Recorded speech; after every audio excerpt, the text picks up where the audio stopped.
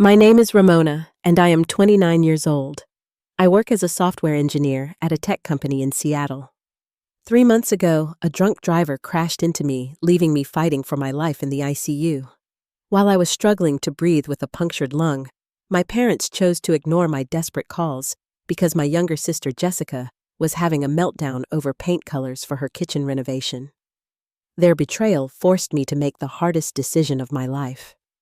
Before I continue my story, let me know where you are watching from in the comments below.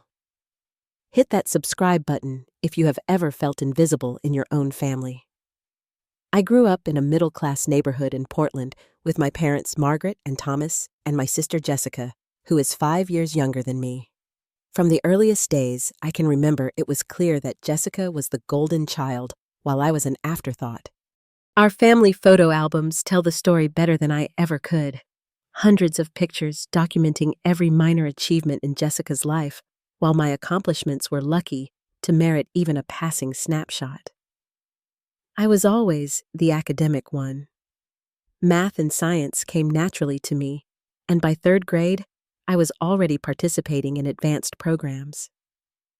I still remember my first science fair in 5th grade, where I built a working model of a solar-powered water filtration system.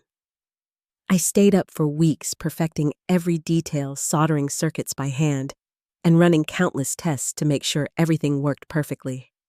The night of the fair, I won first place, but my parents never saw it.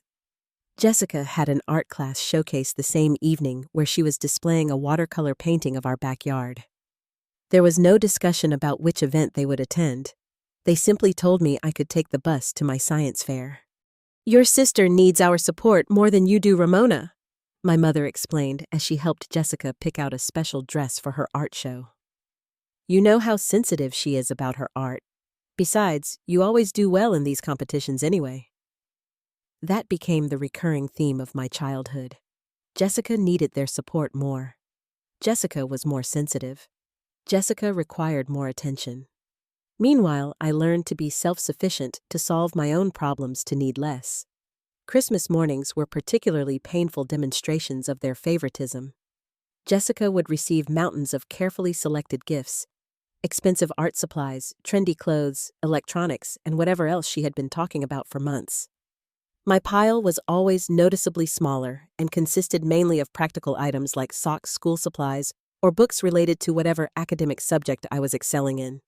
One year, when I was 14, Jessica received a brand new laptop for her digital art, while I got a scientific calculator because I had mentioned taking an advanced calculus class.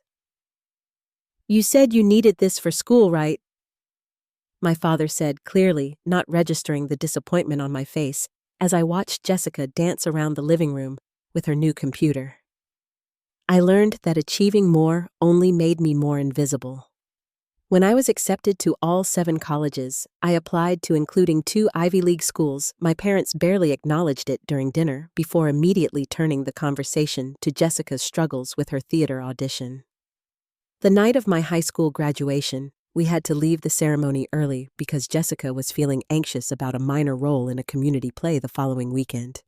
I chose to attend the University of Washington in Seattle, partly because of their excellent computer science program, but mostly because it was 3 hours away from Portland. The distance gave me room to breathe and discover who I was outside of being Jessica's overlooked older sister. I threw myself into my studies and internships, building a life that was entirely my own. After graduation, I landed a position at a growing tech company in Seattle, and for the first time, I felt truly valued for my contributions. My apartment became my sanctuary, a place where every decision from the furniture to the brand of coffee was mine alone. I kept contact with my family to holiday phone calls and occasional visits, which was enough to maintain appearances without reopening old wounds.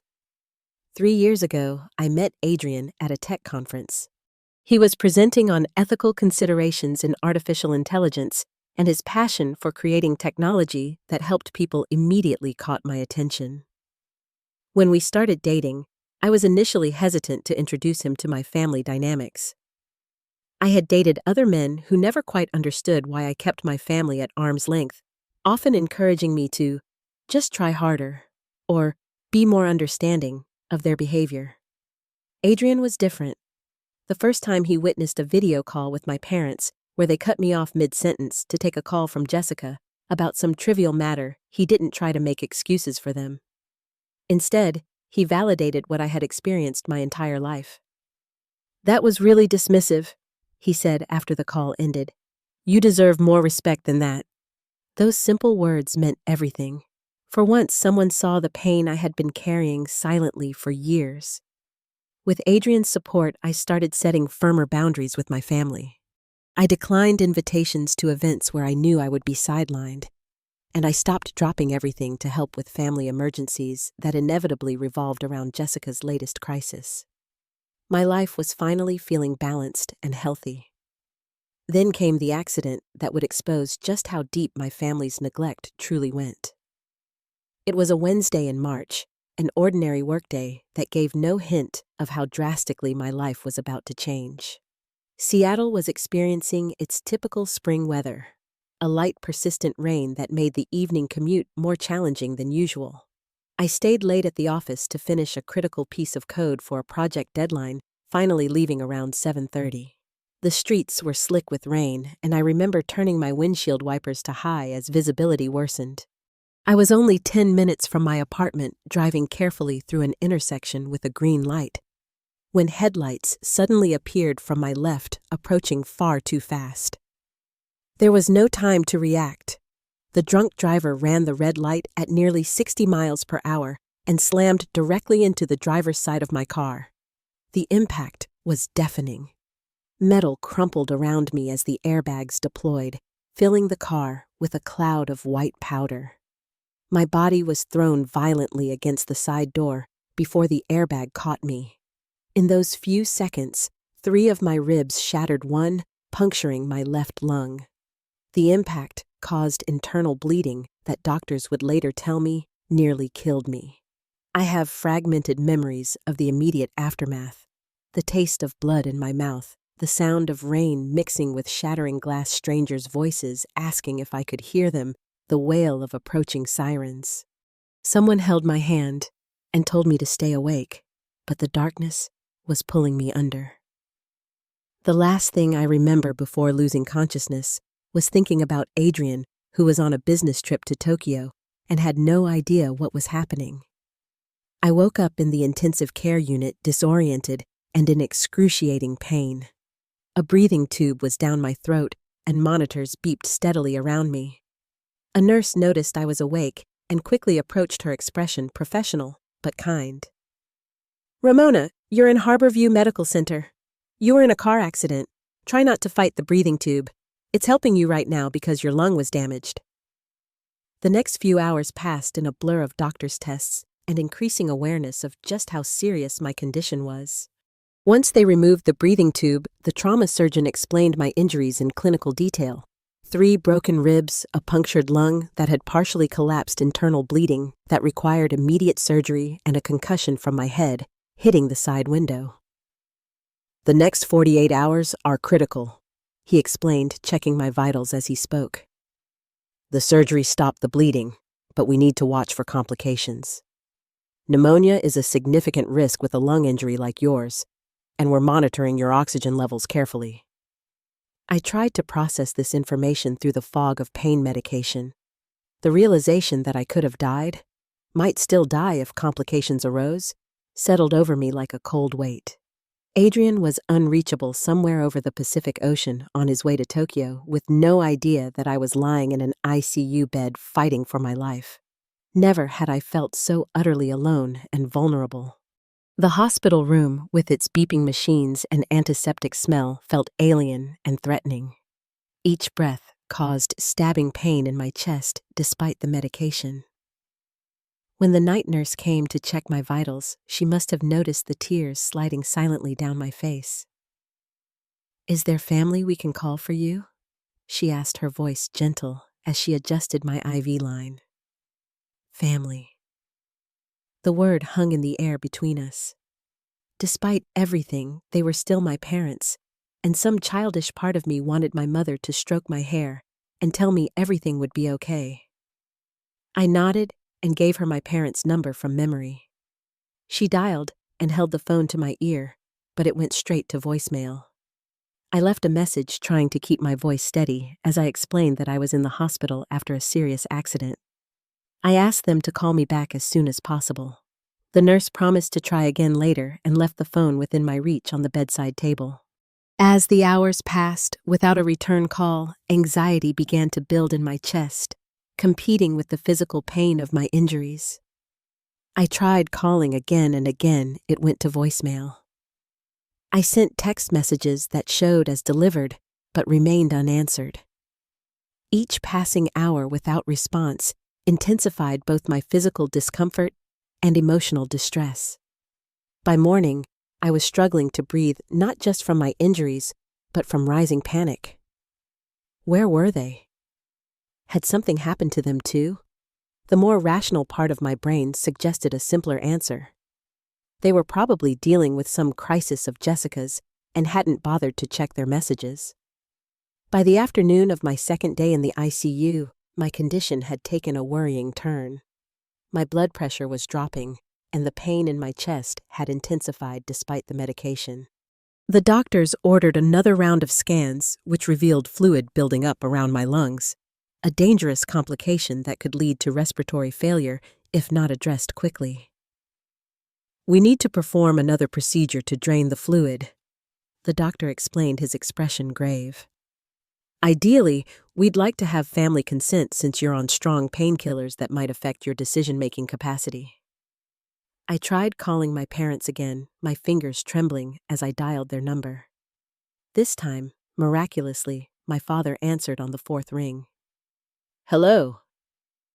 He sounded distracted, and I could hear commotion in the background. "Dad," I said, my voice breaking with relief and pain. "It's Ramona. I've been trying to reach you and Mom. I'm in the hospital. There was an accident and it's serious. I need you to come." There was a pause, and I heard my father cover the phone partially before speaking to someone else. "It's Ramona. She says she's in the hospital." Another pause. "I don't know, some kind of accident." His casual tone made my stomach clench.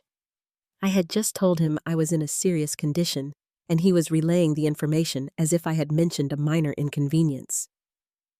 "Dad, please," I said louder now. "I'm in the ICU at Harborview. The doctors need to perform another procedure and they need family consent. I'm really scared." Okay, he said, still sounding distracted. "We'll try to come down. It's just that your sister is having a bit of a crisis with her house renovation. The painters used the wrong shade on her kitchen walls and she's really upset. Your mother is with her now, trying to calm her down." I couldn't believe what I was hearing. I was lying in an ICU bed with a punctured lung and internal bleeding, and they were prioritizing Jessica's paint colors. "Dad," I said, fighting to keep my voice steady. "I could die. Do you understand? This isn't a minor thing. I need you here now." "Don't be so dramatic, Ramona. If it was that serious, they would have called us directly. I've been calling you for almost 24 hours. In the background, I heard a woman's voice, Jessica's, becoming increasingly loud and agitated. "Dad, the contractor says they can't get the original paint color anymore. This is a disaster. Tell them they have to fix this." My father sighed. "Look, Ramona, I need to deal with this right now. Your sister is really having a meltdown. We'll try to come by later today or tomorrow, okay? Hospitals make you wait around forever anyway." "Dad, please." I started, but he had already ended the call. I stared at the phone in disbelief as a nurse entered the room to check my vitals. She must have noticed the expression on my face because she stopped what she was doing and asked if I was all right. "My parents," I managed to say, my voice hollow. "They won't come. My sister is upset about paint colors in her kitchen renovation." The nurse's expression shifted from concern to indignation on my behalf. "Paint colors while you're in the ICU?" She checked my blood pressure, which had risen due to the stress of the conversation. "Your oxygen levels are dropping too," she said, adjusting the flow on my nasal cannula. Try to calm down if you can. Getting upset will make it harder for your lungs. But how could I not be upset? The doctor returned with consent forms, and I explained that my parents wouldn't be coming anytime soon. Is there anyone else we can call? He asked. A partner? A close friend? My boyfriend is on a plane to Tokyo, I said, tears of frustration and fear sliding down my face. He doesn't even know I'm here. The medical team exchanged glances. We can proceed with just your consent, the doctor explained. But given the seriousness of your condition, we typically prefer to have family involved in these decisions. As they prepared me for the procedure, I felt a profound sense of abandonment washing over me. The hospital staff showed more concern for my well-being than my own parents. As the sedative began to take effect, a nurse squeezed my hand and promised they would take good care of me. In that moment, her simple kindness meant more than she could possibly know. When I woke from the sedation, the physical pain had lessened somewhat, but the emotional wound had only deepened. I had nearly died, might still die, and my parents chose paint colors over being by my side. Something fundamental broke inside me in that moment, the last thread of hope that somehow, someday, they might see me as worthy of their love and attention.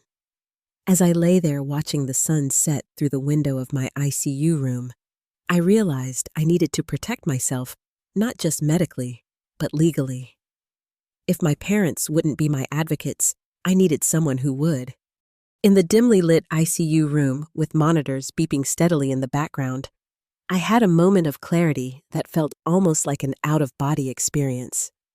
For years, I had been trying to earn my parents' love and attention, believing that if I just achieved enough or needed them little enough, they would finally see me. But lying there, with tubes coming out of my chest, fighting to breathe, I finally accepted the truth I had been running from. They would always choose Jessica, even if it cost me my life. With shaking hands, I reached for my phone. It was nearly 11 at night, but this couldn't wait until morning. I scrolled through my contacts until I found Sophia Martinez's number. Sophia wasn't just my lawyer. She was a friend who had helped me set up my will and advance directive last year, after a health scare at work had made me realize the importance of having my affairs in order. The phone rang 4 times before she answered, her voice thick with sleep. Ramona, is everything okay? I'm in the ICU at Harborview, I said, my voice breaking. I was in a car accident yesterday. Drunk driver. It's bad, Sophia. I heard rustling as she presumably sat up in bed. My God, Ramona, what do you need? Should I call someone for you? I need you, I said simply. My parents won't come. I've been calling them since yesterday, and when I finally reached them, my dad said they were busy because my sister is upset about paint colors for her kitchen renovation. There was a long pause on the line. Paint colors, she repeated, her tone flat with disbelief. While you're in the ICU? Yes, I confirmed. The doctors want to do another procedure. There's fluid building up around my lungs. They wanted family consent, but I couldn't finish the sentence. I'm coming right now, Sophia said, and I could hear her moving around her apartment. Give me 20 minutes. Do not sign anything until I get there. True to her word, Sophia arrived at the hospital exactly 19 minutes later. I heard her before I saw her, her authoritative voice at the nurse's station demanding to see me immediately. When she walked into my room, her usual polished appearance was replaced by jeans and a hastily donned sweater, her dark hair pulled back in a messy ponytail. The look on her face when she saw me, hooked up to machines, chest tubes protruding from beneath my gown, was a mixture of shock and fierce protectiveness. Oh, Ramona, she said softly, approaching my bedside. Then her expression hardened. Tell me everything. I explained the accident, my injuries, and the critical procedure I needed. I told her about the countless calls to my parents that went unanswered, and the final conversation with my father that made it clear where their priorities lay. Sophia listened without interrupting, taking notes on her phone. When I finished, she squeezed my hand. I'm going to speak with your medical team and make sure your advance directive is in their records. You were smart to prepare that paperwork. It gives me legal authority to act on your behalf, since you designated me as your healthcare proxy. While Sophia spoke with the doctors outside my room, I closed my eyes, feeling a strange mixture of grief and relief. There was something profoundly sad about needing legal intervention, because my own parents couldn't be bothered to show up during my medical crisis. Yet there was also relief in knowing that someone was finally fighting for me. Sophia returned with the doctor, who explained the procedure again and presented the consent forms. This time, Sophia reviewed every line before I signed, asking pointed questions about risks and alternatives. Her advocacy made me feel protected in a way I had never experienced from my own family. I'm documenting everything, Sophia told me quietly as the medical team prepared for the procedure. The calls to your parents, their response, the medical necessity of this intervention. If there are any issues later, we'll have a record. I didn't fully understand her meaning then, but I was grateful for her thoroughness. As they administered the sedative, Sophia promised to be there when I woke up. It was the first promise about staying by my side that I fully believed. The procedure was successful in draining the fluid from around my lungs, and when I woke up, Sophia was true to her word, sitting in a chair beside my bed, working on her laptop. She looked up when I stirred. The doctor says it went well, she informed me. Your oxygen levels are already improving. Thank you, I whispered, my throat sore from the tubes. Did my parents call? Sophia's expression tightened. I took the liberty of calling them again while you were in the procedure. Your mother answered this time. When I identified myself as your lawyer and explained you were having emergency medical procedures, she seemed surprised that you were still in the hospital. The pain that lanced through me had nothing to do with my physical injuries. What did she say? She said they've been very busy with your sister's renovation issues. Apparently, there was some crisis involving the wrong paint being applied to several rooms, and your sister was having a complete breakdown over it. Sophia's voice was carefully neutral, but I could see the anger simmering beneath her professional demeanor. I made it very clear that your condition was critical and that their absence has been noted in your medical records. Did that change anything? Your mother said they would try to come tomorrow, Sophia replied. She also spent several minutes explaining why your sister couldn't be left alone in her current state. I closed my eyes, tears seeping from beneath my eyelids. This isn't new. It's been like this my whole life. I just never thought it would extend to something like this. Sophia set her laptop aside and leaned forward. Ramona, I'm going to say something as your friend, not just as your lawyer. What your parents are doing isn't just hurtful. It's a form of emotional neglect. You deserve better than this. Sometimes the healthiest thing we can do is recognize when relationships are toxic and create appropriate boundaries. You mean cut them off? I said, opening my eyes to look at her. I mean, protect yourself, she corrected gently. Right now, that's what we need to focus on, getting you physically better and making sure you're legally protected. The emotional decisions can wait until you're stronger. As Sophia spoke, I realized she was right. For too long, I had been trying to win approval from people who were constitutionally incapable of giving it to me. The accident had simply exposed the truth I had been trying not to see in my parents' hierarchy of concerns. I would always come after Jessica, even when my life hung in the balance. That night, as I drifted in and out of sleep, I found myself mourning not just the parents I didn't have, but the ones I had spent my life pretending might someday exist. It was a painful awakening, but also the first step toward truly healing. 2 days after my second procedure, I was showing significant improvement. The chest tubes were still in place, but my oxygen levels had stabilized, and the doctors were cautiously optimistic about my recovery. Sophia had been checking in regularly, both in person and by phone, and Adrian had finally learned of the accident when he landed in Tokyo. He was desperately trying to get a flight back to Seattle, calling the hospital whenever he could to check on my condition. It was around 2 in the afternoon when my hospital room door opened and my parents walked in. No flowers, no card. No rushing to my bedside with tears of relief that I was alive. Instead, they strolled in as if arriving for a casual lunch date, my mother immediately commenting on the difficulty of finding parking, and my father checking his phone before even making eye contact with me.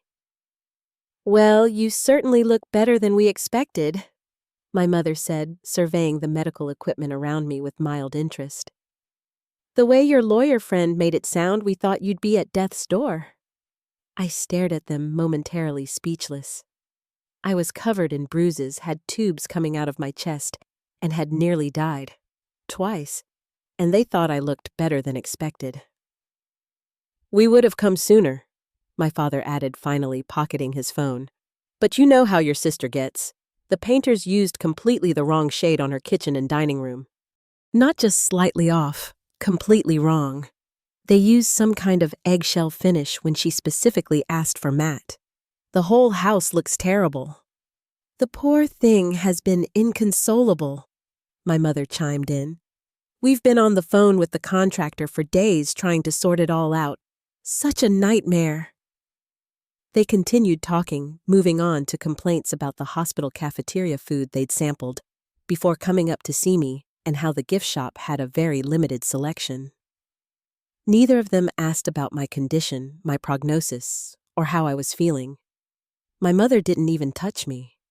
Not a hug, not a hand on my arm, nothing. My father stood at the foot of the bed, physically and emotionally distant.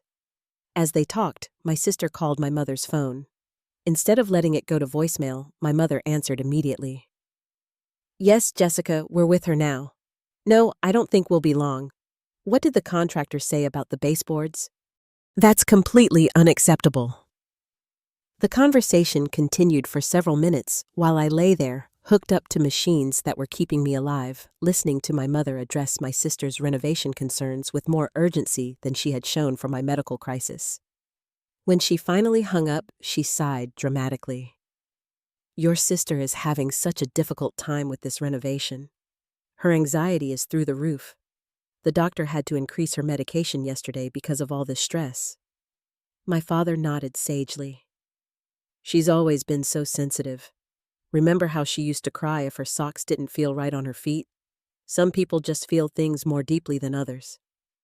The implication, as always, was clear. Jessica felt things deeply. I did not. Jessica needed them. I did not. Jessica's paint crisis was an emergency. My punctured lung was an inconvenience. I had been silent during most of their visit, partly from shock, and partly from the physical effort it took to speak at length with my injured lung. But as I watched them prioritize Jessica's phone call about baseboards over the daughter lying hospitalized before them, something shifted inside me. The last threads of hope that they might change, that they might ever see me, snapped cleanly. Just as I opened my mouth to speak, the door to my room opened, and Sophia walked in, carrying a portfolio and wearing her full professional attire. Her timing couldn't have been more perfect if we had planned it. "Mr. and Mrs. Winters," she said coolly, nodding to my parents. "I'm glad you finally made it. I was beginning to think we might need to proceed with the documentation of medical abandonment." My parents looked confused. "Medical what?" my father asked. "Abandonment," Sophia repeated, her voice calm but steely. "A legal term for when family members fail to provide necessary care or support during a medical crisis." "Now wait just a minute," my father began, his face reddening. I raised my hand slightly and everyone turned to look at me. For the first time since they arrived, I had my parents' full attention. 3 days ago," I said, my voice quiet but clear. "I was driving home from work when a drunk driver hit me going 60 miles per hour. The impact broke 3 of my ribs, one of which punctured my left lung. I had internal bleeding that required emergency surgery. The doctors told me that if the ambulance had arrived even 5 minutes later, I might not have survived. I paused, taking a careful breath to manage the pain in my chest. My parents stood silently, perhaps finally registering the severity of what had happened. I called you as soon as I was conscious, I continued. I called again and again. I left messages explaining that I was in critical condition. When Dad finally answered, I told him I could die, and he said I was being dramatic before hanging up to deal with Jessica's paint crisis. My mother's hand went to her throat. Surely it wasn't. It was exactly like that, I interrupted, surprising myself with my firmness. While I was having a second emergency procedure because fluid was building up around my lungs, you were consoling Jessica about eggshell versus matte finishes. My father shifted uncomfortably. Now, Ramona, you know your sister has severe anxiety. Her mental health? Stop. The word came out sharper than I intended, causing a stab of pain in my chest. My entire life you've used Jessica's needs as an excuse to ignore mine. You missed my graduations for her art shows. You forgot my birthdays because she was having a bad day. You gave her a laptop while I got a calculator. I accepted all of that. I built a life without your support. But this, I gestured to the hospital room around us. This crossed a line I didn't even know existed. My parents looked stunned, as if they had never considered how their behavior might affect me. Perhaps they hadn't. Your daughter nearly died. Sophia added, her professional demeanor firmly in place. Twice, and you chose paint colors over being by her side. As Ramona's healthcare proxy, I've documented every call she made to you, including timestamps and the content of the messages left. I've also documented the conversation she had with her father, where he dismissed her critical condition. My father's face had gone from red to pale. Are you threatening us with some kind of lawsuit? Sophia smiled thinly. I'm simply ensuring that there's a record of what transpired. Medical records are legal documents after all. The hospital staff have been quite thorough in noting Ramona's attempts to reach you and your decision not to come. My mother looked genuinely alarmed now. We didn't realize it was so serious. You've always been so independent, Ramona, and Jessica really needed us. I needed you too, I said softly. For once in my life, I really needed you, and you chose her, again. A nurse entered the room, then coming to check my vitals. She looked between us, clearly sensing the tension. Everything okay in here? Your heart rate is elevated, Ramona. You need to stay calm for your recovery. We were just leaving, my father said, quickly reaching for my mother's arm. Actually, the nurse said, checking my chart. The doctor wanted to speak with the family about Ramona's condition and ongoing care needs. He should be here any minute. As if on cue, Dr. Patel knocked and entered the room. His expression was serious as he introduced himself to my parents. I'm glad you're finally here, he said in a tone that suggested he was anything but glad about their timing. Your daughter has been through a severe trauma. The fact that she's still with us is frankly remarkable given the extent of her injuries. He proceeded to walk them through exactly what had happened to me medically, using clinical terms that made the violence of the accident impossible to minimize. He showed them scans of my punctured lung, explained the internal bleeding that had nearly killed me, and detailed the emergency procedures that had saved my life. With each piece of information, my parents seemed to shrink smaller, the reality of what they had dismissed as dramatics finally sinking in. When Dr. Patel explained that I would need significant support during my recovery, including someone to stay with me at home for at least the first 2 weeks after discharge, my parents exchanged uncomfortable glances. Well, with Jessica's situation, my mother began hesitantly. Before she could finish, my phone rang. It was Adrian. I answered, putting it on speaker. Ramona! His voice came through thick with emotion and exhaustion. I finally got a flight. I'm at the airport in San Francisco for a layover. I'll be in Seattle in 3 hours. How are you feeling? Is there anything you need me to bring to the hospital? The contrast between his immediate, unquestioning support and my parents' reluctant presence wasn't lost on anyone in the room. I'm okay, I told him, feeling tears prick at my eyes. The doctors say I'm improving. My parents are actually here now. There was a brief pause. Oh, Adrian said, his tone cooling noticeably. I see. Adrian has been trying to get back from Tokyo since he heard about the accident. I explained to my parents. He's been calling the hospital every few hours to check on me when he couldn't reach me directly. My mother had the grace to look embarrassed. My father checked his phone again and frowned. It's Jessica, he said, already moving toward the door. I should take this. As he stepped into the hallway, my mother looked torn between following him and staying with me. In that moment of hesitation, I saw with perfect clarity what I had been denying for years. Even now, even here, Jessica would always come first. Go, I said quietly. She needs you more than I do. She always has. My mother opened her mouth as if to protest, but then closed it again. With a quick pat on my blanket-covered foot, the first physical contact she had initiated since arriving, she followed my father into the hall. Through the partially open door, I could hear them discussing Jessica's latest crisis. Dr. Patel looked at me with compassion. Family can be complicated, he said simply.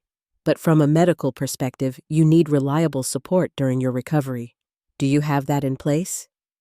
She does, Sophia answered firmly. Between Adrian and myself, Ramona will have everything she needs.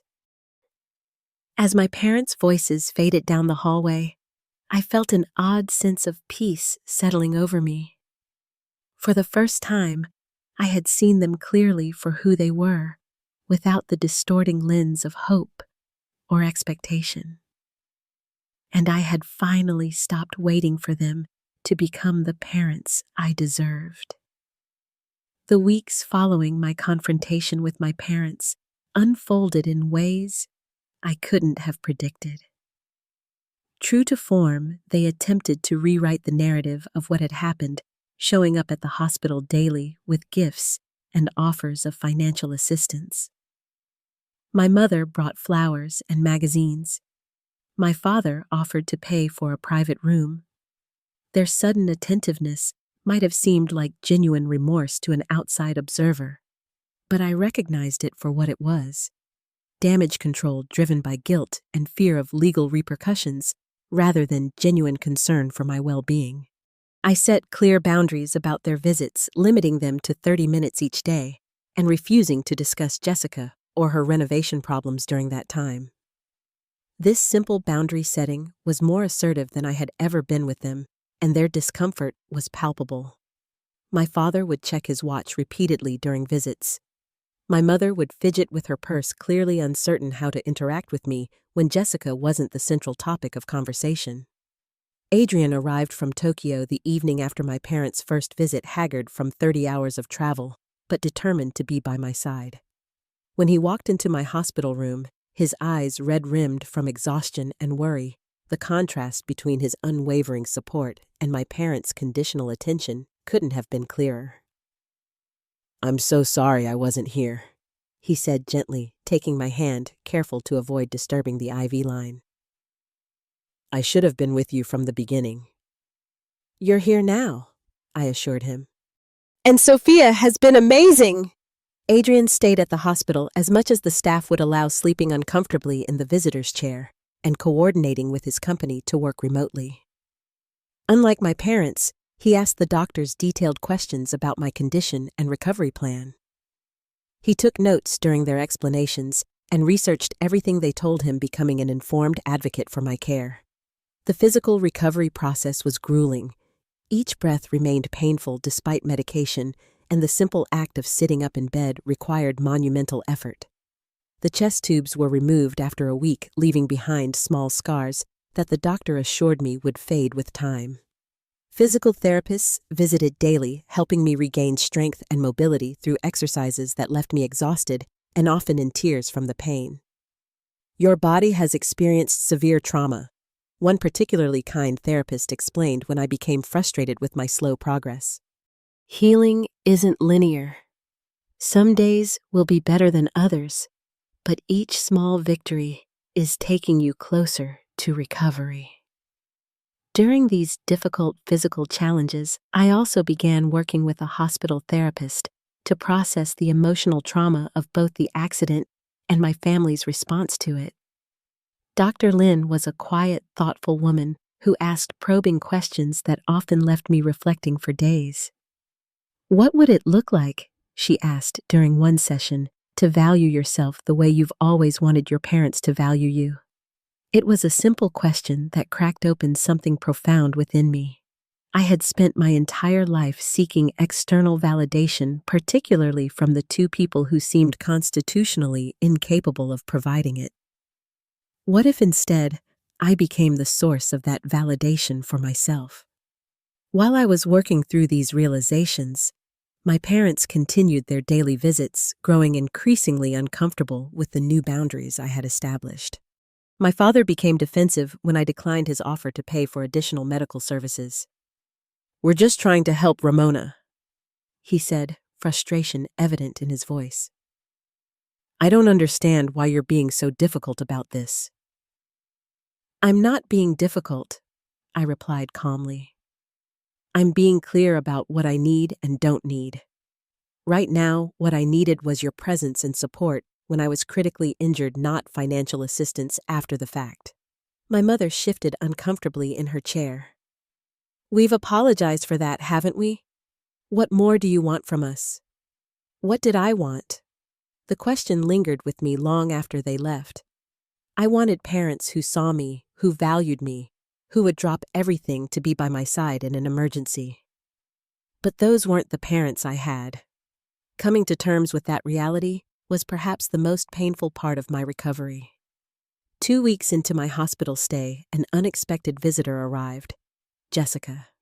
She swept into my room without knocking, dressed impeccably, as always carrying a small gift bag that seemed like an afterthought. "Well, you've certainly caused quite the drama," she said by way of greeting, surveying the hospital room with mild distaste. "Mom and Dad have been absolutely miserable, you know. They barely have time to help with my renovation anymore because they're always here." I stared at my sister, momentarily speechless at her self-centeredness. Even now, even here, everything was about her. "I nearly died, Jessica," I said finally. "Twice." She waved a dismissive hand.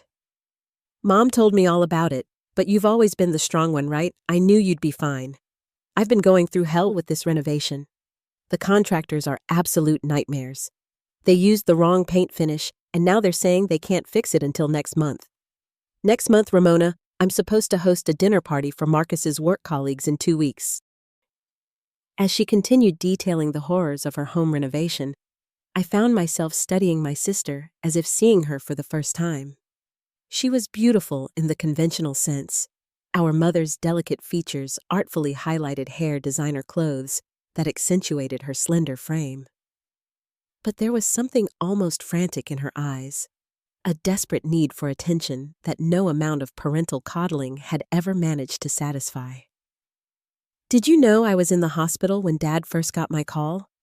I asked, suddenly interrupting her monologue about baseboards. Jessica paused, looking momentarily thrown by the question. "What?" "When Dad finally answered my call. Did you know I was in the ICU?" She hesitated just long enough for me to know the answer. "Well, I mean, he mentioned something about you being in an accident, but you know how Dad downplays everything." "So you did know," I pressed.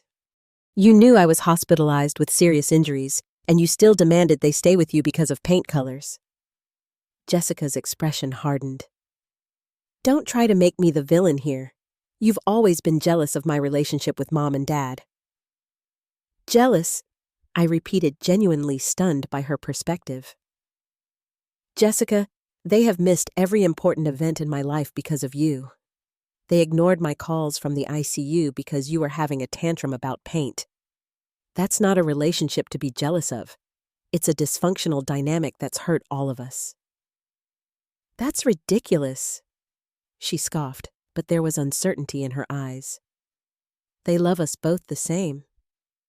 Do you actually believe that? I asked quietly. Something flickered across her face, a momentary crack in her carefully maintained facade. For a second, I thought she might acknowledge the truth we both knew. But then her phone chimed with a text message, and the moment was gone. I need to take this, she said, already turning away. It's the interior designer. I'll try to stop by again when you're in a better mood. She left without saying goodbye, the small gift bag still sitting unopened on the bedside table. Later, when I looked inside, I found a scented candle, the same one our mother had given me for Christmas the previous year. Jessica had re-gifted it without even removing the tiny gift tag in our mother's handwriting. That visit crystallized something important for me. Jessica wasn't the villain in our family story. She was as much a product of our parents' dysfunctional parenting as I was. The difference was that while I had been forced to become self-sufficient and independent, she had been encouraged to remain dependent and demanding. Neither path had led to genuine emotional health. As my physical condition improved enough to consider discharge planning, I had to make difficult decisions about my recovery. The doctors recommended I have someone stay with me for at least 2 weeks after leaving the hospital, as I would still be significantly limited in my mobility and would need assistance with daily activities. I've already arranged everything, Adrian told me when we discussed the plan. I've taken family leave from work for the next month. We can stay at your place since it has the elevator, and I'll sleep on the couch. His unwavering support stood in stark contrast to my parents' reaction when I informed them I wouldn't be recovering at their house as they had assumed. But we've already prepared the guest room, my mother protested. Your father even installed one of those shower rails for you. I appreciate the thought, I said, but I'll recover better in my own space with Adrian's help. Adrian, my father repeated, frowning. You've only been dating for what, a year? He's not family Ramona. The irony of my father suddenly invoking the importance of family was not lost on me. Adrian was ready to fly halfway around the world to be with me when I needed him, I replied evenly. That means something to me. The conversation grew tense with my parents insisting they knew what was best for me despite all evidence to the contrary. It was Sophia who finally ended the debate by pointing out that as an adult, I had the legal right to make my own medical decisions regardless of my parents' preferences. The day before my discharge, I had the most difficult but necessary conversation with my parents. Adrian and Sophia both offered to be present for support, but this was something I needed to do alone. I need to talk to you about what happens after I leave the hospital. I began when my parents arrived for their daily visit. My mother smiled clearly, assuming I had reconsidered their offer. We can drive you home tomorrow. Your father picked up some of those protein shakes the nutritionist recommended. I'm not coming to your house, I said firmly. But that's not what I want to discuss. I need to talk about our relationship going forward. My parents exchanged wary glances. What do you mean? My father asked. This experience has made me reevaluate a lot of things, I explained, choosing my words carefully. Including the way our family functions. For my own well-being, I need to create some distance. Distance? My mother repeated, her voice rising slightly. What does that mean exactly? It means I'm setting boundaries. I won't be available for family gatherings for a while. I won't be taking calls about Jessica's crises. I need time and space to heal, not just physically, but emotionally. My father's face reddened. This is about the hospital calls, isn't it? We've apologized for that. What more do you want from us? This isn't about punishment or extracting apologies, I said, keeping my voice calm despite the emotion churning inside me. It's about protecting myself.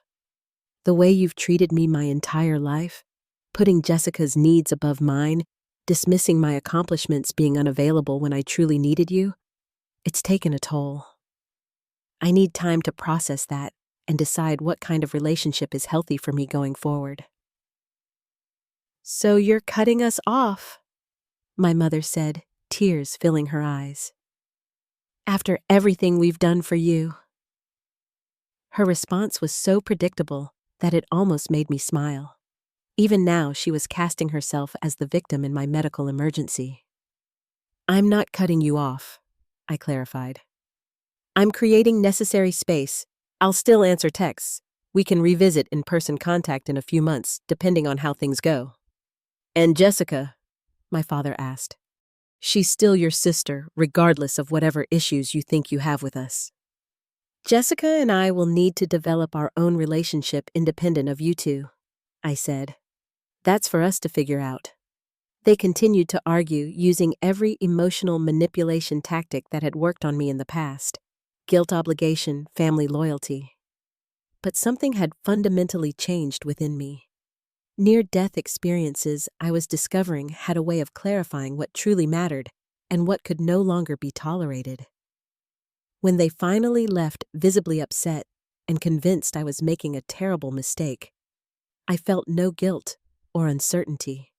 For the first time in my life, I had advocated for my own needs without apology or compromise. It was terrifying and liberating in equal measure. 6 months after the accident that nearly claimed my life, I stood in the kitchen of my new apartment, carefully selecting paint samples for the living room wall.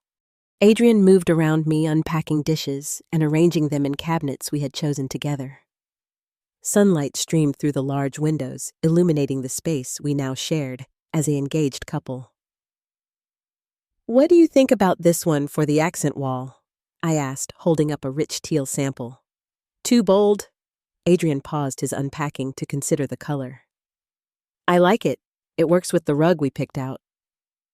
This simple moment, choosing paint colors for our shared home, carried a symbolic weight that wasn't lost on me. 6 months ago, paint colors had been deemed more important than my life. Now they represented a new beginning, choices made with love rather than drama or obligation. My physical recovery had progressed steadily, though not without challenges. The chest scars had faded to thin white lines, visible reminders of how close I had come to death. I still experienced occasional pain with deep breaths or sudden movements, and my stamina wasn't quite back to pre-accident levels. But each week brought improvement. Each follow-up appointment confirmed I was healing well. The emotional healing had been more complex, but equally progressive. Working with Dr. Lin on an outpatient basis had helped me process not just the trauma of the accident, but the lifelong patterns that had shaped my family dynamics and my own sense of self-worth. "Trauma can be an invitation to transformation," she had told me during one particularly powerful session. "Not that we would choose it, but since it has happened, we can use it as an opportunity to rebuild in a way that better serves who we truly are." I had embraced that rebuilding process wholeheartedly. The boundaries I set with my parents remained firmly in place, though their form had evolved over time. For the first 2 months after my discharge, I limited contact to text messages, only responding when I felt emotionally able, but not engaging in lengthy conversations or family drama. My parents' initial reaction had been predictably self-centered. Hurt feelings, accusations of being ungrateful, attempts to use flying monkeys, primarily extended family members to pressure me into resuming normal contact. When those tactics failed to sway me, they shifted to periodic checking-in texts that were superficially respectful of my boundaries, but designed to induce guilt. "Just wanted to see how you're feeling. Your father and I miss you. Jessica is asking about you too." I responded to these with brief factual updates about my recovery, neither engaging with the emotional manipulation nor rejecting the contact entirely. It was a delicate balance, but one that protected my healing process while leaving the door cracked open for a potentially healthier relationship in the future. 3 months after the accident, I agreed to meet my parents for coffee in a neutral location. Adrian came with me, his presence both supportive and symbolic. I was no longer facing them alone. The meeting was awkward but civil, with my parents clearly uncertain how to interact with this new version of me who refused to follow the old dysfunctional scripts. "Your sister's renovation is finally complete," my mother ventured at one point, clearly hoping to steer the conversation to familiar territory. The kitchen looks beautiful. You should come see it sometime. I'm glad it worked out for her, I replied simply before changing the subject to my physical therapy progress. The message was clear. I was no longer available for Jessica-centered conversations. As the months passed, I had several similar meetings with my parents, each time maintaining my boundaries while allowing for the possibility of a new type of relationship. It was during our fourth such meeting that my father surprised me with an observation that suggested he might be more perceptive than I had given him credit for. You seem different, he said, studying me across the table. More confident. Near-death experiences will do that, I replied, a touch of wry humor in my voice. He nodded slowly. I suppose they would. After a pause, he added, I'm sorry we weren't there when you needed us. I know saying that doesn't fix anything, but I am sorry. It was the first apology that felt genuine rather than performative. I didn't rush to assure him it was okay, because it wasn't, but I acknowledged his words with a nod. Thank you for saying that. My relationship with Jessica proved more challenging to navigate. 2 months after our hospital room confrontation, she texted me out of the blue. Mom and Dad are being totally weird with me since your accident. Like suddenly everything isn't an emergency. What did you say to them? I didn't take the bait. Instead, I suggested we meet for lunch if she wanted to talk. To my surprise, she agreed. Our conversation at a small cafe near her house was revelatory. Without our parents present as an audience, Jessica seemed less certain of her role as the family's central character. I didn't realize how serious your accident was, she admitted after we'd ordered. The way Dad described it, it sounded like a fender bender or something. It wasn't, I said simply. The doctors told me I nearly died. Twice. Jessica looked genuinely shaken by this information. Why didn't they tell me? They just said you were in the hospital, but it wasn't serious. I don't know, I replied honestly. Maybe they didn't want to upset you. Because I can't handle anything difficult, right? That's what everyone thinks. There was a bitterness in her voice that surprised me. Is that how you feel? I asked. She stared out the window for a long moment before answering. Sometimes I feel trapped in this role of being the fragile one, the one who needs constant attention and support. It's exhausting always being in crisis mode, but I don't know how to be any other way. It's like, if I'm not having a meltdown, no one sees me at all. It was the most self-aware statement I'd ever heard from my sister. For the first time, I glimpsed the possibility that she too was a victim of our parents' dysfunctional parenting, albeit in a very different way than I had been. Maybe we both need to figure out who we are outside of the roles we were assigned, I suggested. Jessica and I didn't magically become close friends after that conversation, but we did begin to forge a cautious relationship independent of our parents' influence. We met occasionally for coffee or lunch, carefully avoiding topics that triggered old patterns. It was a work in progress, but one that held promise for a healthier future connection. My life with Adrian blossomed in ways I hadn't dared to dream of before the accident. 3 months into my recovery, still dealing with physical pain and emotional processing, he had proposed on a quiet evening at home. I don't want to wait, he explained, holding out a simple but elegant ring. Life is too unpredictable, too precious to waste time. When I got that call that you were in the ICU, I realized there's nothing in this world more important to me than you. We planned a small wedding for the following spring, inviting only people who truly supported us. My parents were cautiously included with clear expectations about their behavior. Jessica was not given a role in the wedding party, a decision that would have been unthinkable to me a year earlier, but now felt necessary for maintaining the peaceful day we envisioned. Beyond my immediate family, I had reconnected with my mother's sister, Aunt Elaine, who had been effectively ostracized from family gatherings years ago after a dispute with my mother. Reaching out to her had been Sophia's suggestion. Family estrangements often happen around similar dynamics playing out across generations, she had explained. It might be worthwhile to hear her perspective. Aunt Elaine's story eerily paralleled my own. The less favored daughter who eventually created distance for her own well-being. Our reconnection provided me with both a sense of historical context for my family's dysfunction and a model for how to build a fulfilling life despite it. I also found community in a support group for adult children of emotionally immature parents. Hearing others share experiences that mirrored my own helped dissolve the lingering shame and isolation I had carried since childhood. Each Tuesday evening, sitting in a circle of people who truly understood, I felt pieces of my authentic self emerging from the shadows.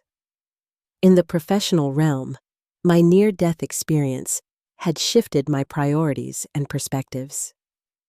I remained committed to my career in software engineering, but negotiated a 4-day work week that allowed more space for recovery and self-care. My company, sobered by how quickly life could change, had been surprisingly accommodating. I had also begun writing about my experiences first in private journals and then in a blog about family dynamics and healing. The response had been overwhelming, thousands of comments from people who recognized their own family patterns in my stories. What began as personal processing evolved into a community of mutual support. As I placed the paint samples on our new kitchen counter, I felt a profound sense of peace wash over me. The journey of the past 6 months had been painful beyond words, but it had also been transformative. I had stopped trying to earn love from people incapable of giving it freely, and instead surrounded myself with those who valued me without conditions or comparisons. "You know what I love about this place?" Adrian asked, wrapping his arms gently around me from behind. "What?" "It's completely ours. Every choice, every color, every piece of furniture represents us. Not your parents' expectations or my family's traditions. Just us." His words captured exactly what had changed in my life since the accident. I was no longer living according to others' scripts or seeking external validation for my worth. I had finally learned that loving myself was not selfish, but essential.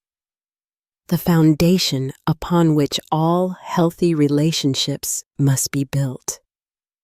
The scars on my chest would always remind me of how fragile life could be, how quickly everything could change. But they also reminded me of my strength, my resilience, and my capacity to transform pain into growth. Sometimes the most profound healing comes only after we stop trying to fix broken relationships and instead build new ones based on genuine love and respect.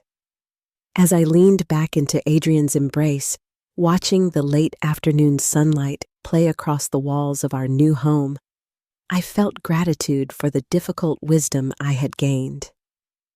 Family isn't always defined by blood. Sometimes it's created through choice, through the radical act of valuing yourself enough to surround yourself with people who truly see you. And that perhaps was the most important lesson of all, that we are worthy of love not because of what we achieve or how little we need, but simply because we exist. It had taken a near-death experience for me to truly understand that, but now that I knew it, I would never forget again. Have you ever had to set difficult boundaries with family members who couldn't see your worth? Share your experience in the comments below. Remember that choosing yourself isn't selfish. It's sometimes the bravest form of self-love. If my story resonated with you, please hit that subscribe button and join our community of people healing from family trauma. Thank you for listening, and remember, you deserve to be seen valued, and prioritized no matter what your family has taught you to believe.